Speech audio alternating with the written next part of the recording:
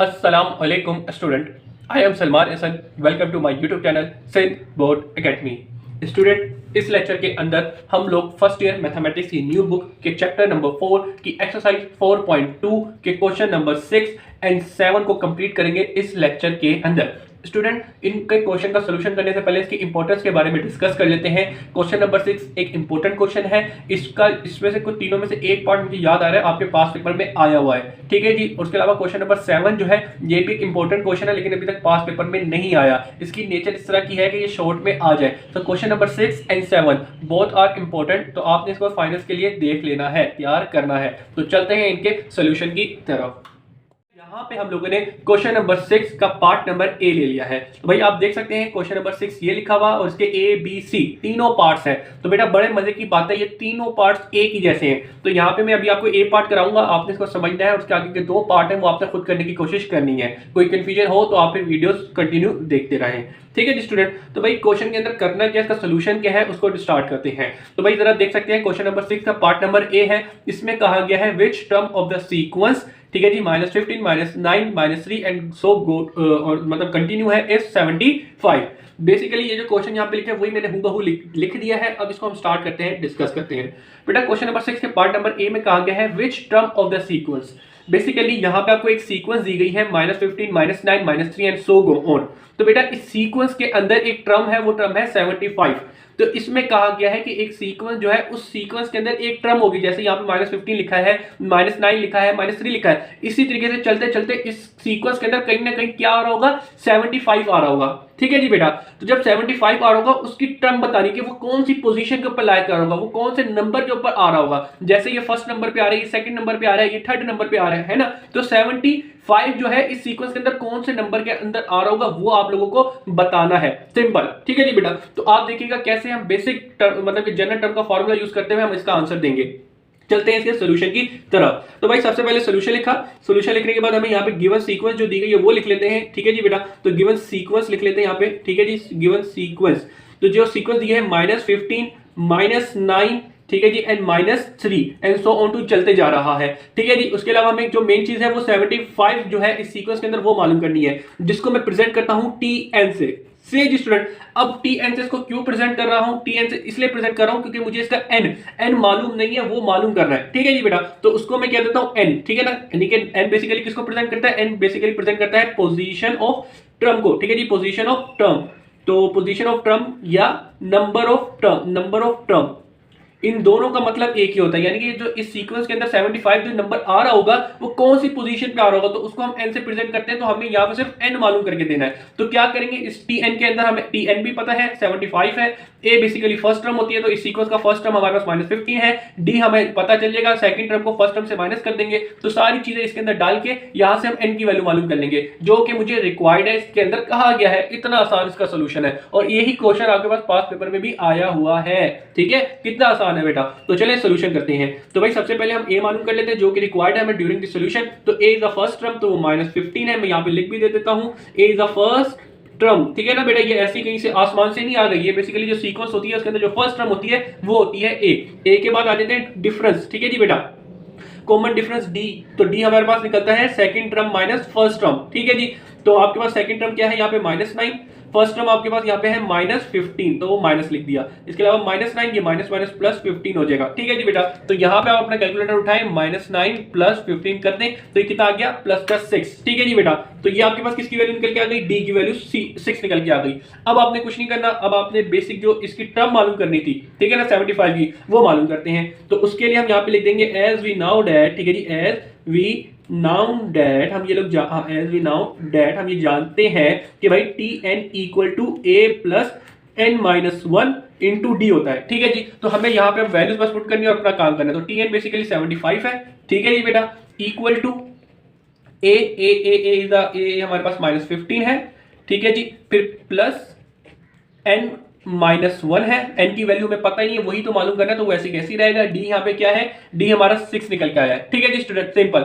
अब बस इसको सिंप्लीफाई करना है और यहाँ से n की वैल्यू दे देनी है जो कि हमें रिक्वायर्ड है, सही है ना बेटा। आप कॉमन सेंस समझ रहे हैं कि इस सीक्वेंस के अंदर कहीं ना कहीं 75 होगा, तो उस 75 कौन सी पोजीशन के ऊपर होगा वो बताना है। तो इसीलिए ये जो चीज थी, ये tn थी हमारे पास, n हमें मालूम करना था, a और d हमने बड़े इजी तरीके से निकाल लिया, जनरल टर्म के फॉर्म में पुट करके n दे देंगे और हमारा आंसर वही होगा, ठीक है। चलो सिंप्लीफाई करते हैं। तो भाई ये 75 है, ये माइनस का, इधर आके प्लस का 15 हो जाएगा, equal to n minus 1 into 6 बच जाएगा, सही जी। तो कैलकुलेटर करते हैं, 75 प्लस 15, तो यहाँ पे आके 19 equal to n minus 1 into 6 है, ठीक है जी। अब देखिए यहाँ पे 6 मल्टीप्लाई हो रहा है, इधर आके क्या हो जाएगा, डिवाइड हो जाएगा, सही जी स्टूडेंट। फिर उसके बाद हमें पता है यहाँ से n मालूम करना है, तो यहाँ पे ये माइनस का है, इधर जाके चले मैं देखता हूँ इस 90 एक दूसरे को डिवाइड करता है या नहीं करता, जी बिल्कुल परफेक्ट कर रहा है। तो भाई इसको सबसे पहले काट दूंगा, तो यहाँ पे मेरे पास 15 आ जाएगा, ठीक है जी, इक्वल टू n माइनस 1 है, मुझे n की वैल्यू चाहिए, माइनस होता जाके प्लस का हो जाएगा, सही है। चले एक स्टेप में और बढ़ा देता हूँ आपके लिए, ये माइनस है, इधर जाके प्लस का हो गया, तो यहाँ पे n की वैल्यू क्या बनी, 16, ठीक है जी, 16 टर्म होगी। अब इसका मतलब क्या हुआ, अब इसका मतलब ये हुआ कि भाई ये जो एक सीक्वेंस है, इस सीक्वेंस के अंदर ये जो 75 टर्म है ना, ये आपके पास 16 पोजीशन के ऊपर आ रही होगी, यही तो हमें मालूम करके देना था, तो ये हमने कर दिया। जैसे कि ये फर्स्ट टर्म है, ये सेकंड टर्म है, ये थर्ड टर्म है, 4 5 6 7 8 9 10 चलते चलते 16 टर्म जो होगी वहां पे हमारे पास ये 75 नंबर आ रहा होगा, तो ये चीज हमको मालूम करके देनी थी, तो ये हमने मालूम करके दे दी है, आपको बहुत बहुत मुबारक हो। तो अब चाहे तो इस तरह लिखना चाहे तो यू भी लिख दें, या आप लिखना चाहें तो इस तरह रिजल्ट की हेडिंग डाल दें, ठीक है जी बेटा। और रिजल्ट की हेडिंग डालने के बाद पूरी स्टेटमेंट लिख दें कि भाई 75 on 16th term in given sequence, ठीक है जी, गिवन सीक्वेंस, जो गिवन सीक्वेंस दी गई है उसके अंदर 16 टर्म पोजीशन के ऊपर वो लाया कर रहा होगा या होगा सीक्वेंस, ठीक है जी। 75 on 16 टर्म, ठीक है जी, 16th टर्म होगी इन गिवन सीक्वेंस, जो हमें सीक्वेंस ये दी गई है। तो इस तरीके से अपना आंसर लिख दोगे तो बहुत अच्छी बात हो जाएगी, जितनी अच्छी प्रेजेंटेशन करोगे उतने ज्यादा चांसेस हैं अपने फुल मार्क्स लेने के, ठीक है जी बेटा। तो यहाँ पे आके हमारा क्वेश्चन नंबर 6 का पार्ट नंबर ए होता है complete, part number B and C दोनों इसी के जैसे, खुद करो, नहीं होते तो वीडियो को देख लो, मैं इंशाल्लाह आगे के सारे पार्ट करवा रहा हूं आपको।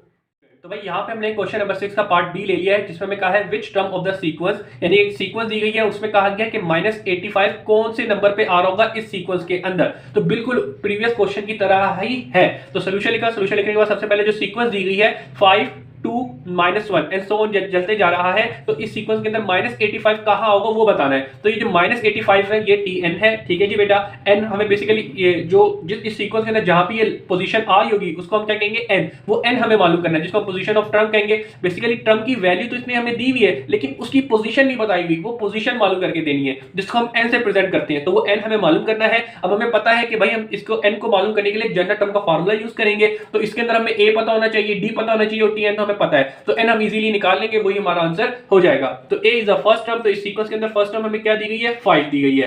फिर इसके बाद चलते हैं d, ठीक है जी बेटा। तो d क्या होता है, second term minus first term, तो सेकंड टर्म यहाँ पे हमारे पास 2 है, फर्स्ट टर्म हमारे पास यहाँ पे 5 है, तो भाई इसको हम सिंप्लीफाई करते हैं, तो माइनस का 3, तो d is a common difference हमारे पास क्या आ गया, -3, ठीक है जी बेटा। तो चले जी आ जाए, मतलब ये सारी चीजें हमने d भी निकाल ली है। अब आ जाए अब चलते हैं अपने रिक्वायर्ड आंसर पे, जो कि हमें n यानी कि पोजीशन ऑफ टर्म मालूम करनी है, ठीक है ना।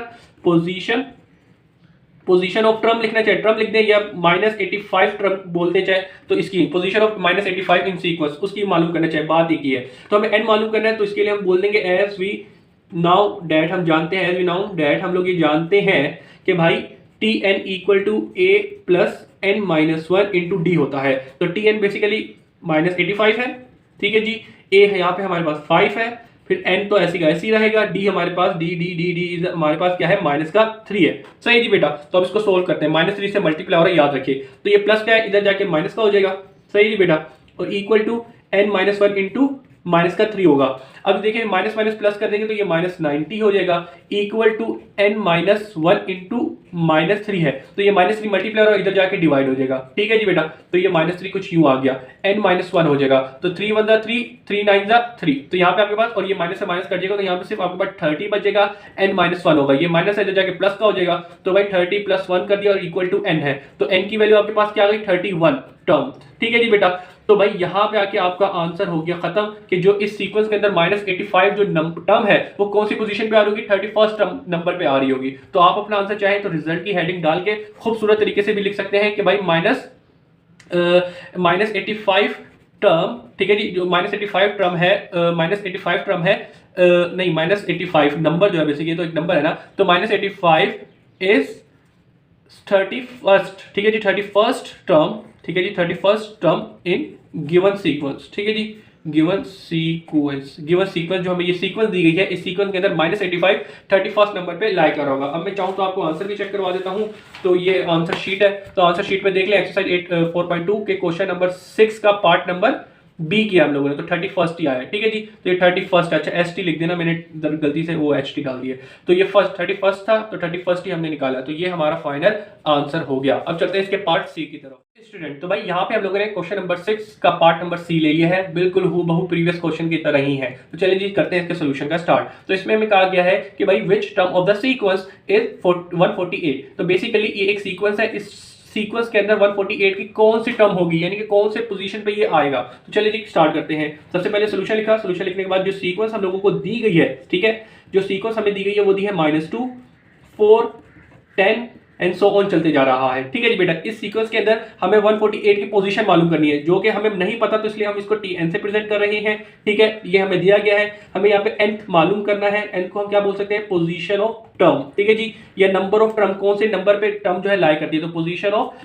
टर्म यहाँ पे मैं इसलिए लिख के दे रहा हूँ ताकि आपको वाजे हो जाए। अच्छा जी, तो n भी पता चल गया। अब n के बाद हमें पता है कि ये जो n की वैल्यू मालूम कर सकते हैं हम जनरल टर्म के फार्मूले से मालूम कर सकते हैं, तो a और t पता चल जाए तो मजा आ जाए। तो a क्या होता है, a is the first term, तो फर्स्ट टर्म यहाँ पे -2 है। d क्या होता है, d second term minus first term होती है, तो भाई सेकंड टर्म यहाँ पे 4 दी गई है, फर्स्ट टर्म यहाँ पे हमारे पास -1 दी गई है, ठीक है जी बेटा। तो इसको सिंप्लीफाई करते हैं, 4 माइनस किया तो ये प्लस का 2 हो जाएगा, 4 और 2 6, तो यहाँ पे डिफरेंस हमारे पास क्या निकल के आ गया, 6 निकल कर आ गया है, ठीक है जी स्टूडेंट। चलिए जी आ जाए नाउ, अब यहाँ पे लिख दें एज वी नाउ डैट, हम लोग ये जानते हैं, एज वी नाउ डैट हम लोग ये जानते हैं Tn is equal to a plus n minus 1 into d. तो यहाँ से हमें बेसिकली किसकी वैल्यू निकालनी है, n की वैल्यू निकालनी है। तो Tn किसके इक्वल है, 148 इक्वल टू a की वैल्यू क्या है यहाँ पे -2, ठीक है जी, n minus 1 into D, D की वैल्यू क्या निकल के आई आपके पास 6, सही है जी। तो उसको सिंप्लीफाई करते हैं, तो 148 यहाँ पे माइनस का इक्वल के उस साइड पे जाके कितना का हो जाएगा, प्लस का 2 हो जाएगा, और यहाँ पे आपके पास n माइनस 1 इंटू 6 आ जाएगा। तो इसको जमा करते हैं तो ये 50 हो जाएगा, ठीक है ना, 2 इसके अंदर ऐड करूंगा तो ये 50 हो जाएगा, equal to n minus 1 into 6 है, 6 इससे मल्टीप्लाई हो तो जाके डिवाइड कर दें, सही जी। तो ये से डिवाइड हो जाएगा, यहाँ पे n माइनस 1 हो जाएगा। अब मैं इसको डिवाइड कर देता हूँ, तो 15 माइनस 6, तो ये कितना आ गया 25, सही है। और n माइनस 1, n माइनस का 1 इधर है तो जाके प्लस का हो जाएगा, तो ये +1 कर दिया, और n, तो इसको जमा करते हैं तो n की क्या आएगी 26, ठीक है जी, 26 टर्म। तो अगेन आपको क्वेश्चन के अंदर कहा गया था कि भाई ये जो 148 है इस सीक्वेंस के अंदर कौन सी पोजीशन पे होगा, वो पोजीशन 26 टर्म होगी। तो अब आप चाहें तो अपना खूबसूरत सी हेडिंग डाल दिएगा रिजल्ट की, ठीक है जी, क्योंकि ये जो क्वेश्चन 6 आपके पास पास पेपर में आया हुआ है, तो 6 रिजल्ट की खूबसूरत सी हेडिंग डाल दिएगा और कह दिएगा भाई 148, ठीक है, 148 इज 26th टर्म, ठीक है जी, in given sequence, in given sequence. तो अब हम आपको आंसर भी चेक करवा देते हैं। एक्सरसाइज 4.2 क्वेश्चन नंबर 6 का पार्ट नंबर सी इज 26, तो ये 26 ही आपका आंसर है। तो यहाँ पे आके आंसर भी वेरीफाई हो गया और क्वेश्चन 6 भी कंप्लीट हो गया। अब हम चलते हैं क्वेश्चन नंबर 7 की तरफ। तो अब हम लोग क्वेश्चन नंबर 7 का सोल्यूशन स्टार्ट करने जा रहे हैं, जो बहुत ही ज्यादा आसान है, बिल्कुल वही कॉन्सेप्ट है जो हम प्रीवियस क्वेश्चंस में यूज करते हुए आ रहे हैं, ठीक है। तो क्वेश्चन नंबर 7 को पढ़ते हैं और उसका सोल्यूशन करते हैं। तो भाई क्वेश्चन नंबर 7 में कहा गया है find the nth term of the sequence. अब वो जो सीक्वेंस है वो क्या दी है 6/7 का स्क्वायर, फिर अगली टर्म क्या है 11/7 का स्क्वायर, 16/7 का स्क्वायर एंड सो ऑन जाते जा रहा है। तो इस सीक्वेंस की सिर्फ 3 टर्म्स हमें दी गई हैं, यानी कि एक सीक्वेंस दी गई है और कहा गया है इसकी nth टर्म मालूम करके दें। nth टर्म को हम क्या कहते हैं, जनरल टर्म भी कह रहे होते हैं, और जनरल टर्म या nth टर्म का क्या मतलब होता है, उस सीक्वेंस को in the form of n लिख के दे दें, ठीक है जी बेटा। तो सिंपल हम इस सीक्वेंस को in the form of n लिख के देंगे, इन द जनरल टर्म लिख के देंगे यूजिंग दिस फार्मूला, ठीक है जी बेटा। तो कैसे लिखेंगे, इस फार्मूले को यूज करते हुए लिखेंगे, बहुत ही ज्यादा आसान है। तो सबसे पहले हेडिंग डालेंगे सॉल्यूशन की, ठीक है जी बेटा। तो भाई सबसे पहले हम यहाँ पे लिखेंगे गिवन सीक्वेंस क्या दी हुई है इसने, ठीक है जी। तो गिवन सीक्वेंस जो दिया गया है हमें, वो दिया हुआ है 6/7 का स्क्वायर, ठीक है। फिर उसके बाद हमने यहाँ पे लिखा 11/7 का स्क्वायर, ठीक है जी। फिर उसके बाद क्या लिखा है 16/7 का स्क्वायर एंड सो ऑन जाते जा रहा है। ये आपको एक सीक्वेंस दी गई है और कहा गया है रिक्वायर्ड, बेसिकली क्या है, रिक्वायर्ड की हेडिंग डाल दें या फाइंड की हेडिंग डाल दें। फाइंड आपको क्या करना है nth टर्म, ठीक है जी बेटा। तो nth टर्म, nth टर्म मालूम करनी है। nth टर्म को हम क्या कहते हैं, an या tn। ठीक है जी बेटा, हम दोनों से प्रेजेंट कर रहे थे, आपको ये बात पता होगी। जोन सी भी आपको सिंबल अच्छा लगता हो, a वाला लगता हो a लिख दे, t वाला लगता हो t लिख दे। ठीक है जी बेटा, तो आपको यहाँ पे क्या मालूम करनी है, nth टर्म को हम an या tn से प्रेजेंट कर रहे होते हैं, तो ये हमें मालूम करना है। ठीक है जी बेटा, ओके हो गया। अच्छा, तो इसको मालूम करने के लिए आपको पता है tn या an किसके इक्वल होगा, tn en बेसिकली इक्वल होगा a plus n minus 1 into D के। सही जी स्टूडेंट, सिंपल। लेकिन यानी कि फर्स्ट टर्म आपको पता है कि n मतलब कि इस फॉर्मूले को यूज करके हम कर लेंगे, लेकिन एक छोटा सा मसला, वो मसला क्या मैं आपको बताता हूँ। इस सीक्वेंस के अंदर इसको हम सबसे पहले ना लेट कर लेंगे। अब लेट क्यों कर रहा हूं, अभी थोड़ी सी मुझे सोल्यूशन करने दें, आपको ऑटोमेटिकली चीज समझ आ जाएगी। लेट में इस इक्वेशन को कर रहा हूं 6/7, 11/7 एंड 16/7 एंड सो ऑन जाते जा रहा है। मैंने क्या किया, जो हमें गिवन सीक्वेंस दी गई थी, जिस सीक्वेंस का हमें कहा गया था nth टर्म मालूम करके दो, उसको मैंने लिख लिया, लेकिन इस टर्म के ऊपर जो स्क्वायर डले हुए थे मैंने वो नहीं लिखे। इसको मैंने यहाँ पे हेडिंग डाल दी लेट की। अब मैं इस इक्वेशन का मालूम करूंगा, क्यों करूंगा अभी आपको थोड़ी देर में समझ आ जाएगा। तो भाई सबसे पहले मुझे पता है कि इसकी अगर मुझे जनरल टर्म या nth टर्म मालूम करनी है तो उसके लिए ये फार्मूला यूज करूंगा। तो इस फार्मूले के तहत सबसे पहले मुझे फर्स्ट टर्म चाहिए, तो फर्स्ट टर्म यहाँ पे क्या लिखिए 6/7। फिर मुझे d चाहिए, तो d बेसिकली क्या होता है, second term minus first term. तो सेकंड टर्म यहाँ पे 11/7 है, माइनस फर्स्ट टर्म यहाँ पे हमारे पास 6/7 है। तो भाई इसका हमने क्या लेना है, एलसीएम। तो एलसीएम लेने के लिए सबसे आसान तरीका क्या है, कैलकुलेटर में जाए, ये वाला शिफ्ट का बटन, ये मतलब शिफ्ट तो नहीं, सिंपल वो जो बटन है वो दबाए, 6/7 है, इसका एलसीएम ले ले। तो एलसीएम लिया तो आगे बाद यहाँ पे क्या निकल के आ गया, 5/7। तो भाई d बेसिकली 5/7 आपका जो डिफरेंस है वो निकल के आ गया, और यहाँ पे फर्स्ट टर्म भी निकल के आ गई। अभी दोनों वैल्यूज डालते हैं अपनी जनरल टर्म के फार्मूले में और अपना आंसर देते हैं। तो tn equal to a plus n minus 1 into d. तो भाई सबसे पहले tn है, ठीक है जी, tn आप चाहे तो उसको an भी लिख सकते हैं, जो आपका दिल करे वो करें। अच्छा, जो फिलहाल में यहाँ पे मेरा जो दिल कर रहा है वो tn का कर रहा है। ठीक है, तो a की वैल्यू क्या है, a की वैल्यू यहाँ पे 6/7 है, प्लस उसके अलावा n तो हमारे पास n ही रहेगा। ठीक है ना, n की कोई वैल्यू नहीं है। और d की क्या है, d है हमारे पास यहाँ पे 5/7। ठीक है जी बेटा, अब हम इसको बस सिंप्लीफाई करते हैं और अपनी tn की वैल्यू निकालते हैं। वो कैसे करेंगे जरा देखिए। भाई सबसे पहले ये 5 को मैं क्योंकि ये मल्टीप्लाई हो रहे हैं, तो ये 5n-1 हो जाएगा और नीचे इसके 7 आ जाएगा। फिर आगे क्या करूंगा, फिर आगे मैं ये करूंगा 6/7 है, ये 5 मल्टीप्लाई कर दूंगा इससे। अच्छा, बीच में हमारे पास प्लस है, तो भाई 5 मल्टीप्लाई कर दूंगा तो ये 5n हो जाएगा। ठीक है जी, और ये माइनस का 5 हो जाएगा और अपॉन में 7 आ गया। ठीक है जी बेटा, अब आगे करना है, अब इसका एलसीएम लेना है। तो एलसीएम लेने के लिए क्या करेंगे भाई, सीधी सी बात है, 2 बार 7 लिखा उसको एक बार लिख देंगे और ऊपर की जो टर्म्स है उनको साथ करके लिख देंगे। ये हमारा काम हो गया। tn चल रहा है, सही जी बेटा। तो भाई ये tn है इक्वल टू यहाँ पे प्लस का प्लस 5n और ये प्लस का 6 और ये माइनस का, तो प्लस 6 माइनस 5 किया तो यहाँ पे +1 बच जाएगा। डोमिनेटर में क्या आ गया, 7 आ गया। तो ये आपने क्या मालूम कर लिया, tn मालूम कर ली। ठीक है जी बेटा, जो कि आपको रिक्वायर्ड थी, है ना भाई। nth टर्म मालूम करनी थी, n टर्म को हम an या tn से मालूम करते हैं, प्रेजेंट करते हैं, तो वही तो आपने मालूम कर लिया। क्या ये आपका आंसर है, नहीं ये आपका आंसर नहीं है। क्यों, क्योंकि ये जो बेसिकली जनरल टर्म निकली है वो इसकी निकली हुई है। बेसिक जो हमें मालूम करनी थी ये करनी थी, तो इसके लिए अब मैं क्या करूंगा, उसके लिए जरा देखिएगा। नाउ फॉर रिक्वायर्ड, ठीक है ना, required answer, now for required answer, required answer के लिए हम क्या करेंगे, tn जो हमें दिया गया है 5n+1/7 का होल स्क्वायर, ये दिस इज आवर आंसर। अब मैंने यहाँ पे क्या किया, बेसिक सी बात थी कि भाई ये टी मतलब कि हर टर्म के ऊपर स्क्वायर था, तो जब मैं इसकी जनरल टर्म भी बनती तो उसके ऊपर भी स्क्वायर आता, तो इसीलिए मैंने यहाँ पे इसके ऊपर स्क्वायर डाल दिया था। मैंने यहाँ पे क्या किया था, जो मेन सीक्वेंस दी गई थी उसके ऊपर से 2 को गायब कर दिया था, जो सिंपल फॉर्म थी उसको लिया, उससे मैंने जनरल टर्म निकाली और इन दी एंड मैंने अब इसके ऊपर स्क्वायर डाल दिया, जो कि रिक्वायर्ड आंसर है। अब आप अपनी बुक के पीछे जाएं, ये मैंने स्क्वायर क्यों डाला है आपको समझ आ गई होगी, क्योंकि मैंने जब जो सीक्वेंस को कंसीडर करके जनरल टर्म निकाली थी उसके ऊपर स्क्वायर नहीं लिखा था। ठीक है ना, तो मेरा जो फाइनल आंसर वो तो इसके मुताबिक होगा ना, तो मुझे पता है हर टर्म के ऊपर स्क्वायर है, तो चलते चलते जनरल टर्म के ऊपर भी स्क्वायर ही आ रहा होगा। तो इस तरीके से, तो आप चाहें तो एक्सरसाइज 4.2 के क्वेश्चन नंबर 7 का आंसर चेक कर सकते हैं, यही लिखा हुआ आई थिंक, हाँ यही है। तो भाई 5n+1/7 और होल के ऊपर स्क्वायर है, तो दिस इज आवर आंसर। तो बेटा यहाँ पे आके हमारा क्वेश्चन नंबर 7 होता है कंप्लीट, और इस लेक्चर को भी करते हैं एंड इंशाअल्लाह नई वीडियो के साथ, नए क्वेश्चन के साथ मिलेंगे। अल्लाह हाफिज़।